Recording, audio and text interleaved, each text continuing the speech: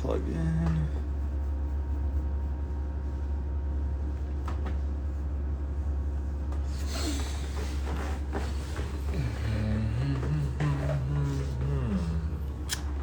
Okay. Happy Monday. Happy Monday. Happy Monday. I am going to get Maria to come into this chat. Yes, she is. Nice and on time.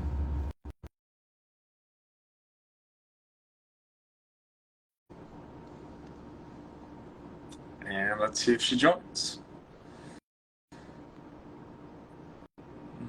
There we go. There we go. Hi, honey. Hi, how are ya?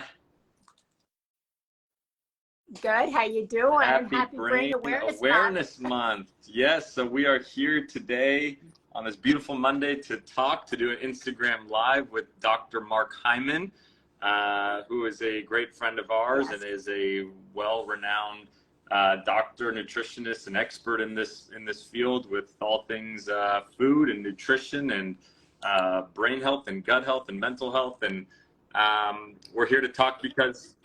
Okay, but before we get to him, I just want to know, how are you? You're in New York. I'm here. I just want to know how you are. Oh, I'm great.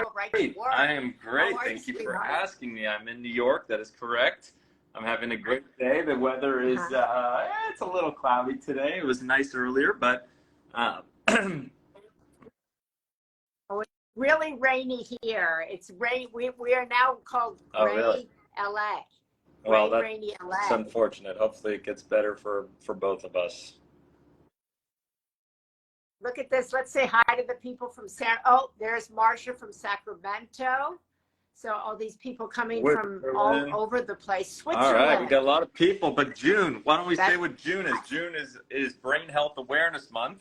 As you guys know, if you follow us here at MOSH Life, we are a mission-driven company aimed to educate you guys about what you eat impacts your brain health. And so for Brain Health Awareness Month, we thought we'd try to utilize kind of our connections to some of the best doctors out there and some of the best people in this field, that we could have a little conversation with them and to talk about all things, brain health and all things food and all things sleep and nutrition and everything else. So if you have any questions about brain health or about diet or anything like that, feel free to ask in here, and we can try to ask Dr. Mark Hyman, or if one of us know the answer. But that's what we're here to do.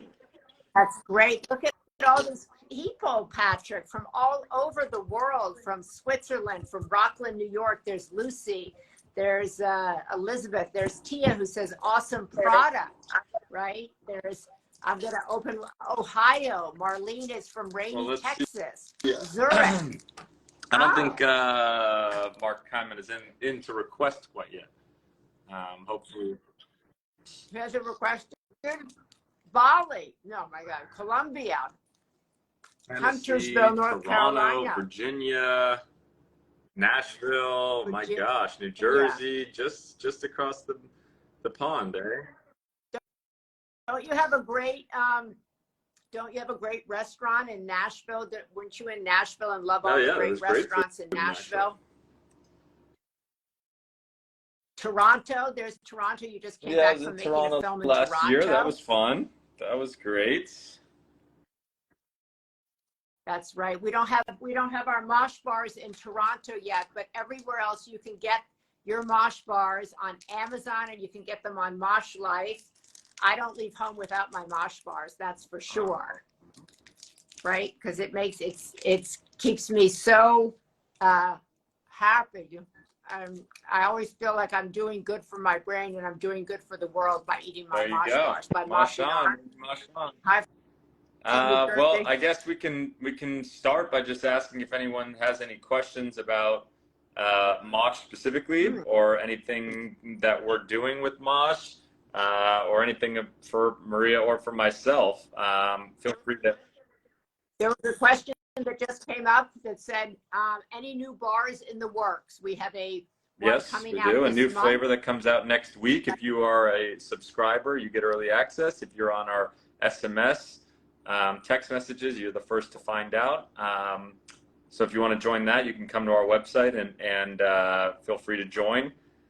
We have that, and then we've got a bunch of other cool flavors coming out in the fall, a whole plant-based line, which will be really, really cool to launch, since so many people have been asking about that. Let's see, this person, Tony, just asked how much sugar is in each bar. We have 1 gram total in each bar. That's, yeah, we have no added sugar in any of our bars. The calorie count is about 160. 150. Yeah, 160 in this one. Goes from 150 to 160. Our net carbs are all around 2 to 3 grams of net carbs.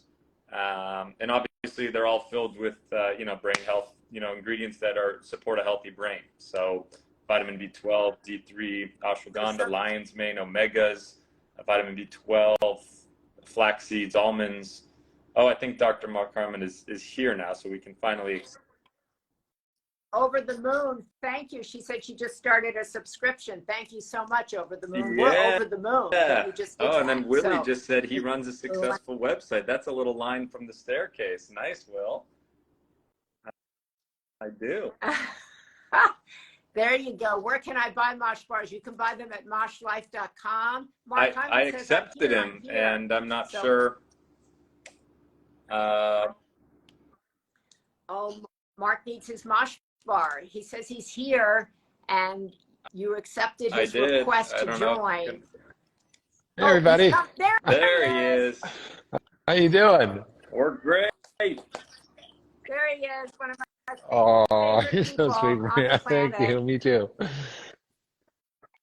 Everybody, we love Mark Hyman. I've been talking to Mark Hyman for years and years. And Mark Hyman is one of the best doctors on the planet, was really out in front and talking about Alzheimer's as a form of type 3 diabetes. Very out in front and talking about the brain, very out in front and talking about healing the gut and all things, which is why we wanted to invite him on here. Yeah. He also happens to be a friend, but and he was the one that pushed us to do a plan, yes, right, he was, and we have that launching this fall. But he's been, he's always had really great ideas about our bars and about our future product lines as we expand into many other categories in the future. Amazing. Wow, look how many people joined when Mark joined. Patrick, when we were talking, Pardon me. a big shot. Wow. So, Mark, we wanted to have you on because June is Alzheimer's Awareness Month, Brain Health Month. So for anybody who is listening and is concerned about their brain health, the brain health of someone they love, if they haven't paid attention and they want to start today, what are the 3 things you can advocate? No, it's a great question, Maria. It's now? not as complicated as we think. And the reality is that our brain is connected to the rest of our body. So everything we do for overall health helps our brain. Our diet, exercise, and social connections are probably the 3 most important things to do to upregulate our health and to fix our brain. And it's not that hard. Eat real food, cut out the crap, get off of processed food. The MOSH bar is a great alternative to a lot of junk food out there. And then you actually have to cut down the sugar and starch, increase the good fats, increase the phytochemicals on your diet.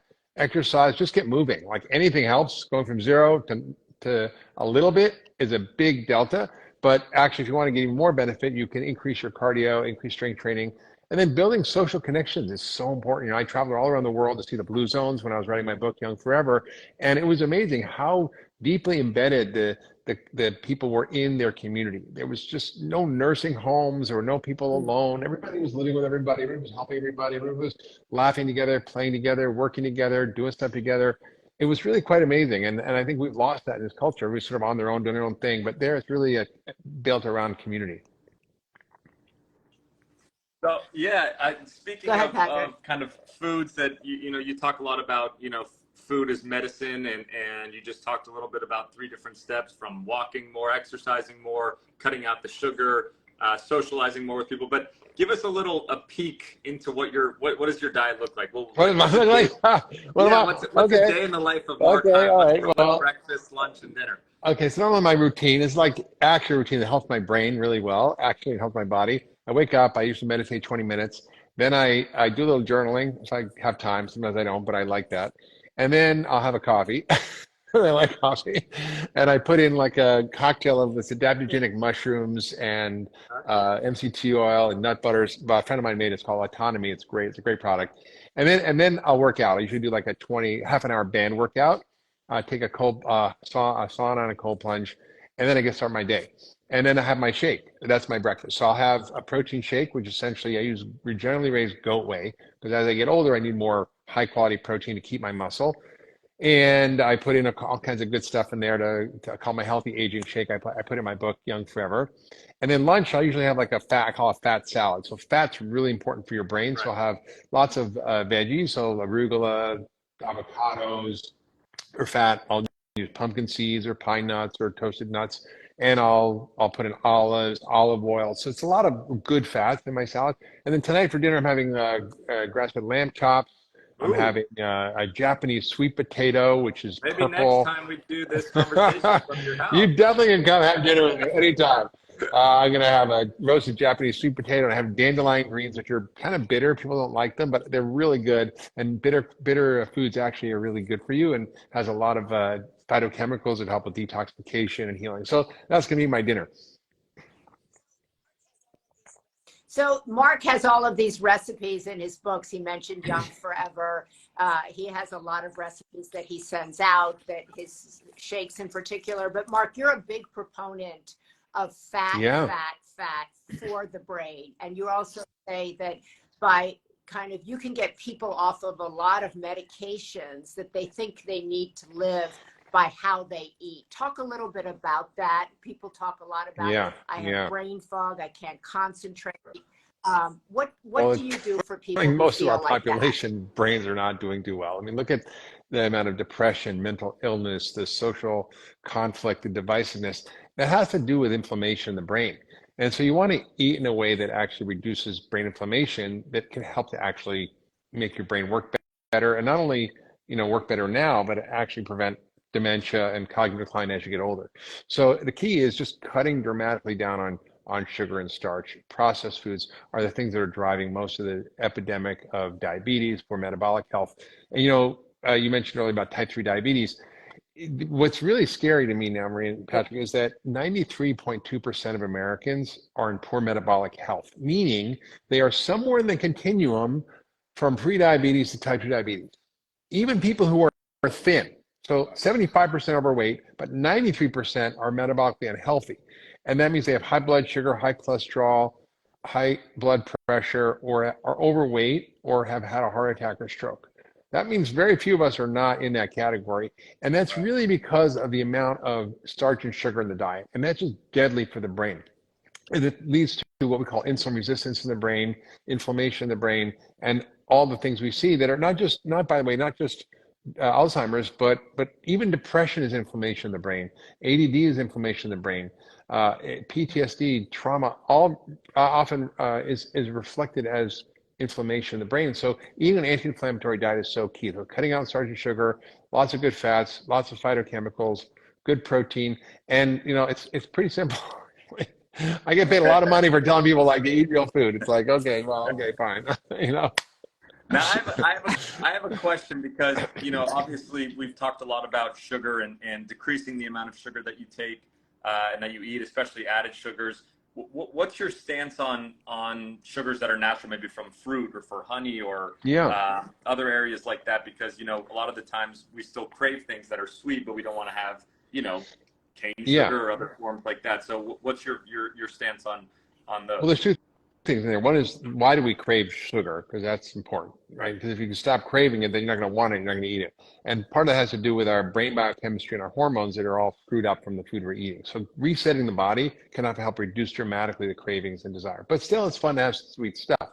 So fruit is actually fine. We've been eating fruit for, hundreds of thousands of years, and we're fine. The problem is if you are in severe state of poor metabolic health, like let's say you have diabetes or on insulin, even the fruit sugar can be a little too much for you. So when you get to be more metabolically resilient and healthy and you're fit, you can tolerate more, I call it metabolic degrees of freedom. You can tolerate more different kinds of food. So you can have a little sugar, you can have a little honey, you can have a little maple syrup, you can have fruit is fine. But I think for most of the time, fruit is really fine because it's embedded in a matrix of fiber and vitamins and minerals and nutrients. And so it's not just like a big jerk of sugar into your bloodstream. Like when you have fruit juice, that's terrible. Orange juice and cereal is like the worst thing that ever happened to America. It's like it's such a propaganda machine that was promoting that, and it's terrible to start your day with sugar. Right. So I think Mark has been very out in front through his documentaries about the kind of propaganda machine, about what we're eating and the whole food system.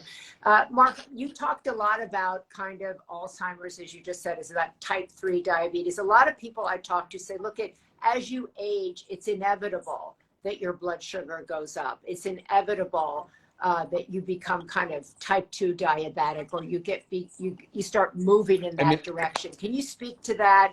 And people who are taking berberine or metformin or all of these other things to control, or even Ozempic to control. Well, yes, as we age, some things happen, right? We get entropy, we lose muscle, we lose our metabolic sink for sugar. So the key to healthy aging is staying metabolically healthy, which means muscle and cardiovascular fitness. So strength training and fitness. That will actually allow you to balance your blood sugar and insulin more than anything else. And as we get older, if we don't do that, we do decline and become more insulin resistant. So you're right. As we get older, we tend to become more glucose intolerant. But that's it's not inevitable. Like you can avert that. You can change that trajectory by cutting out that stuff and actually becoming more fit. And it's what I've done. I check my blood sugar, I check my insulin. I just turned 63 6 months ago. I'm going to be 64 this year. Will you still love me? I'm 64. I'm always older than you, honey. And so I basically have like 8-9% body fat. I'm not bragging, I'm just saying it's possible as a human being to actually to work with your body to keep it in a highly resilient, metabolically healthy state, so you can actually tolerate more degrees of freedom in your diet. But you don't have to take all these drugs. And in fact, I just had a patient. I wish I could share a picture on my screen here with you guys. But it was a patient that was 66 years old, full-blown type 2 diabetes, on insulin for 10 years, was on a ton of drugs, 20,000 copay a year. She had heart failure. She had stents put in. She had fatty liver. Her kidneys were failing from the diabetes. Her sugar was completely out of control. She was 66 years old. In 3 days, she was off for insulin. 3 months, she reversed all her diseases, got off her all medications, and in a year, she lost 116 pounds. No Ozempic, no drugs, nothing. And she got off all the drugs that were managing her diabetes. So if you understand actually how to regulate the body and create health, you actually can get rid of these things. That's not to say that berberine can't be helpful or various nutrients can't be helpful. And I write a lot about the role of phytochemicals in my book and how we co-evolve with them to regulate our biology and improve our cellular functioning. And so whether it's regulating blood sugar and insulin, whether it's regulating our mitochondria, whether it's regulating inflammation, these are abundant to us in our diet. We just have to use them. Well, yeah, so I think that, obviously this month, and sorry for the people that say I'm moving my camera a bunch. I don't have the fancy equipment like they do. I got it for I think it was $16 on Amazon, a little tripod. I think you can afford it. I think you can afford it. I'll lend you the $20. How about that?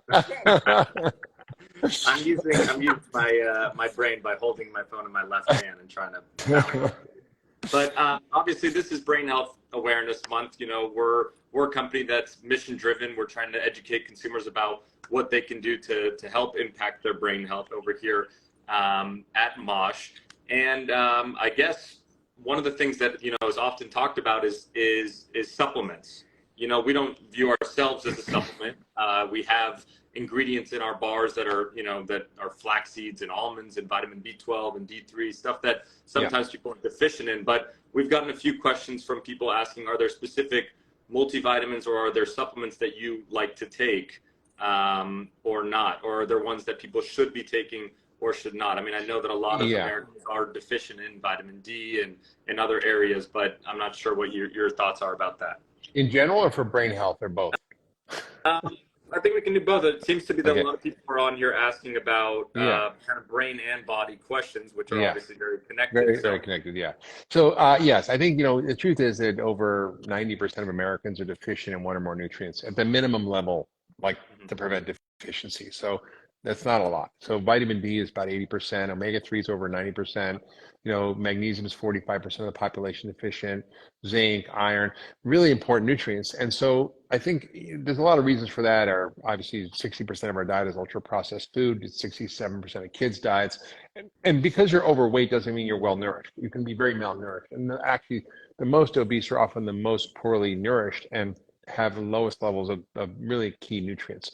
So I think it's important for most people to take a multivitamin, fish oil, vitamin D. It's just kind of a baseline, and that less than $1 a day. You can do that for sure, and a good quality one. Sometimes it's important to add magnesium, probiotics, and then there's sort of everything else, right? There's hopefully your multivitamin has all the B's, which are important for your brain, like B12, B6, folate. Right. But then there's all the other kind of stuff that's available that I write about in my book that are things that you could try that are not essential. But I like the phytochemicals as supplements because you can't always get them in the diet. So curcumin, green tea extract. I like a particular extract of pomegranate that I like called urolithin A. But these are all I write about in my book, Young Forever, as sort of longevity supplements, which is much more interesting to me now that I'm going to be 64 this year. So. I think that people are asking, what about resveratrol, NAD? Mark does write about all of these, magnesium. He's giving us the snippet. You got to get the full Mark Hyman in the book. Yeah. Yeah, but he talks about, I think what you were just saying, baseline, that everybody should be taking a multivitamin. And just also when we come to Alzheimer's research, there has been some studies that taking a multivitamin every single day did improve or did slow down cognitive degeneration. So I've started taking a multivitamin. I think that's really important, vitamin D. Also, can you speak just for a minute, since we do fund gender-based research, women-based research, women do age differently. There's so many women who are struggling in perimenopause, menopause, hormone changes. We're hearing a lot now about strength training. Are there certain things that women should be doing who are in their 50s, let's just say, or their 60s that are different from what Patrick's age group should do, or for you? Yeah, I mean, I think, this both 60s. Menopause and andropause. And when andropause is sort of what happens to men, I mean, you get a sort of a slow drop in hormones. It's very gradual.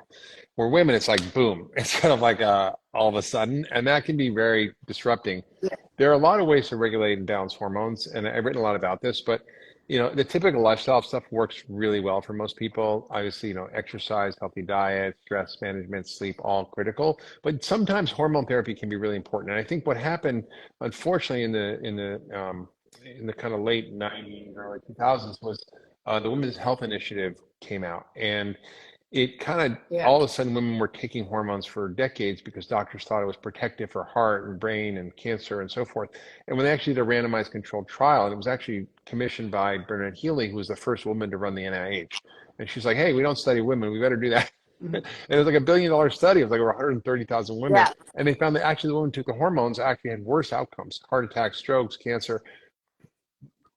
They were older menopausal women, but they also gave them a synthetic progesterone. They gave them and synthetic horse estrogen. So it's not the human forms of these nutrients, of these hormones, and they actually are not that great. And now there's sort of been a bit of a reversal, and we understand we have to personalize treatment. So I do recommend bioidentical hormone therapy at low doses for women who struggle with different symptoms or who have different issues, but it's very personalized. And I think it's safe to do, but you have to monitor for cancer and so forth. But it's really the sort of risk benefit I think improves. And I think for cognitive function can be very helpful for women.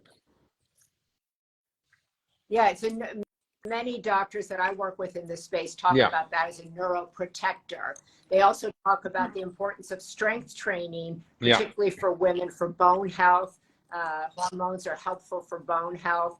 And I think the whole goal that we're also trying to talk a lot about is that you can begin to strengthen your brain and nourish your brain at Patrick's age, really at any age, right?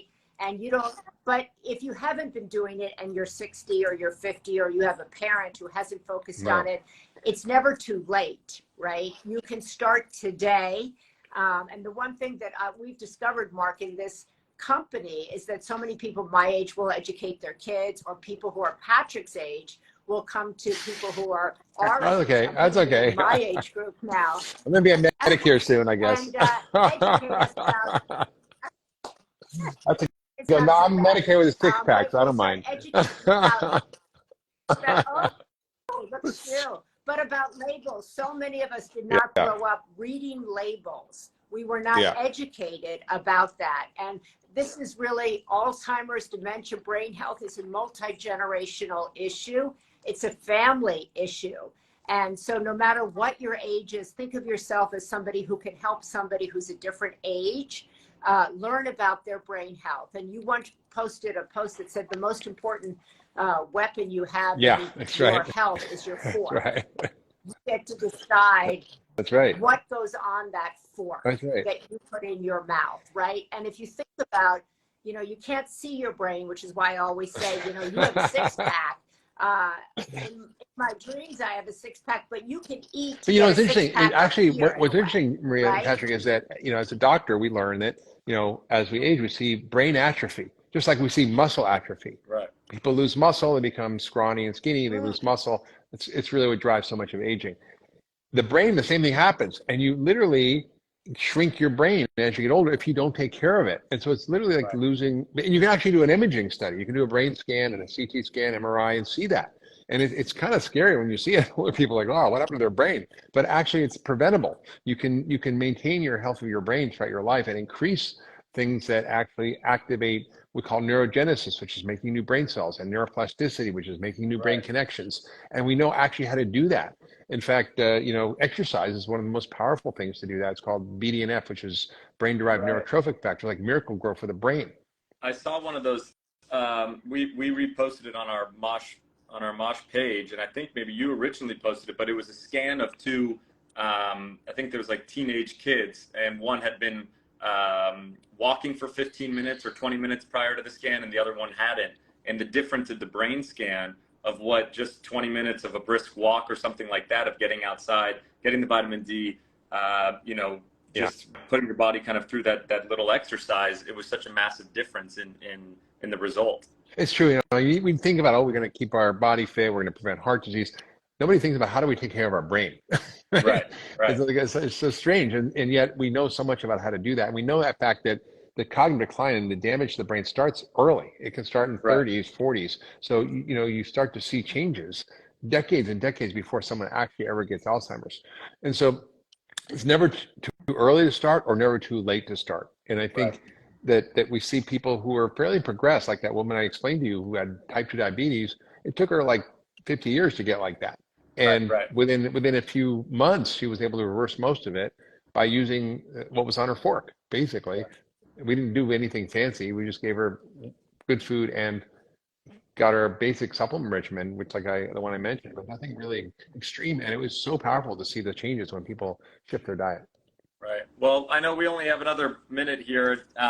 Mom, a few people asked why we were talking specifically about gender-based research and about women. Do you want to talk a little bit about that and why you're so focused on you know, research for the women's brain and maybe the correlation between that and MOSH and why you created it?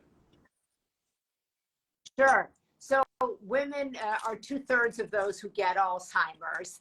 And so that is, and the research on women's brain health, but on women in general lags decades behind the research on men. Mark mentioned a little bit ago about Bernadette Healy, who was the first one in the 90s, who was the head of NIH. We now have a new woman finally who's That's the only second one, I think. New head of NIH. And that's right. The second one was we have not studied women. So many women my age go to the doctor and the doctor will say, we just don't have the research to tell you what is best for you to do at this age. So MOSH funds research into women's brain health because we're trying to understand why 2/3 of the cases of Alzheimer's are women, but it's a bigger, larger discussion. How do women age? What are women's health spans?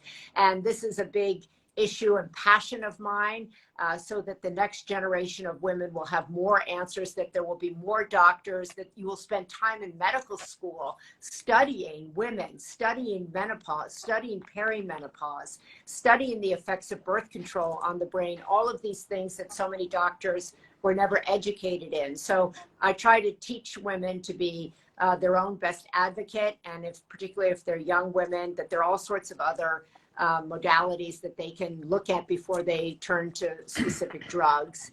And my hope is that the young women who are in medical school today will be learning a lot more about women's health in the future than other generations who have come before. But also we now are at which is super exciting, that we have doctors talking about brain health, which is really new. Mark has been kind of at the forefront of that, but really nobody, like when my dad was diagnosed with Alzheimer's, nobody talked about brain health, right? So that's why MOSH is trying to carve out this space to, have fun, give you something fun to eat, but also educate you that starting at Patrick's age, your brain is changing. And if you want to be like Mark in your 60s with a six-pack and thinking clearly, you have to take control of that, right? And you can. Totally. That's the most exciting Completely. thing, right? Yeah, it's really true. I mean, it's just like medicine is just so backwards, honestly. And I think your work and what you guys are doing to bring awareness is so important. And I think if people just listen a little bit and take advantage of the science that's out there now, they don't have to end up, like their parents or grandparents having cognitive decline and just decline in their health. It's totally preventable. Right. That's right. We now know that about half of the Alzheimer's cases may be preventable if people make lifestyle changes starting now. So, do you want any final comment, I think Patrick? I'm going to hang up and start going outside for a walk right now. And eat some grass-fed lamb chop. There you go. Come for dinner. You better go get some fats. Well, Mark, we want to thank you so much for joining us. We want to thank you for your continued great work in this space of functional medicine, but also of brain health. I've learned so much from you, and we will continue having this conversation and supporting one another. I want to thank you. Patrick, you stay on. Mark will go on. He's busy. We'll see you when I come to LA next time. I'll see you. Come over. Okay. Yes. See you both. Yeah. Definitely. And we want to tell everybody that we're going to post this. We're going to put it up in the MOSH Pit, which is the newsletter that comes out of I think Mark, might have to leave himself. I'll do it. All right. See you guys. Mark, welcome to stay. Mark had to leave. Okay. I got to go cook my lamb chops. Okay. Love you, Mark. Oh, yeah, his lamb chops. No doubt they're grass-fed. So, I don't know if Mark why don't you tell people on here, obviously anyway. We're here from the MOSH Life account. We started this company. It's a mission-driven company aimed to educate consumers about what they eat impacts their brain health, and we raise money for Alzheimer's. Our first product is we like to call our brain bar, right? It's our kind of on-the-go superfood nutrient-dense protein bar with ingredients that support a healthy brain. This is not meant to say this is going to fix anything or do anything for you, but it does incorporate ingredients like almonds and flax seeds and omega-3s and vitamin B12 and D3 and lion's mane and ashwagandha and some other really cool stuff. And it's no added sugar. And we just want to do, they're really delicious. And it's really, we want to do what we just did right now, which is just get people thinking and talking about their brain health and starting to think about it when they eat. And hopefully you grab a MOSH bar instead of that Snickers bar or whatever, bar that you're getting that's full of, sugar and junk. And that's why we're here. It's brain health. And we're doing these conversations. Yeah, we're doing these conversations all through June. Last week, we spoke to our great friend, Dan Buettner, who discovered all the blue zones. Next week, we're talking with Dr. Hyman. I saw the Glucose Goddess who joined us on this conversation, who's doing some really great work. I'm going to be speaking with her on a Zoom, you and I, Patrick, on Wednesday, and we'll kind of share that. So we're trying to bring the greatest hearts and minds in this subject area in brain health and how they can help you so that you can have the best possible brain. It's your greatest asset, and there are things you can do to make it work for you in the best way possible at every age. And that's what MOSH is trying to do. I'm glad people said plant-based bars, please. They're coming in September. And to all of you who have already subscribed, Yeah. we've built this company We have a with lot of you. It's people been on here such that a have joy, already been such a customers. pleasure. I mean, we have thousands and thousands of happy customers, and you know, we've raised over $100,000 for Alzheimer's almost, and so it's been really cool to create a company that's mission driven, that does more. So I'm really proud of this company, and like you said, it's Brain Health Awareness Month, so we're raising awareness. And make sure to follow us. You can follow our account right here at MOSH Life, or check out our website. We also have a blog, so we email out different articles that have to do with brain health and things that are beneficial for the brain. But yeah, come check us out. We're going to be doing things all month for Brain Health Awareness Month, and yeah. Thank you guys so much. We really appreciate it. We hope you have a great week. It's only Monday. We hope you continue to follow us, and we hope you go to moshlife.com or buy us on Amazon, or if you live in LA, you can go to Air One and buy us. But together we're going to build this company, and we're going to make a difference in cognitive health and the lives of people of all generations. So it tastes good, you do good, and it's good for the world and good for you and good for your family. So check us out, and thank you so much for joining us, and stay tuned. We'll be here again next week, and tell us who you'd like us to talk to, and we'll try to book them and bring them to you on moshlife.com. Love you. Bye, Patrick. Have a great week. I love you.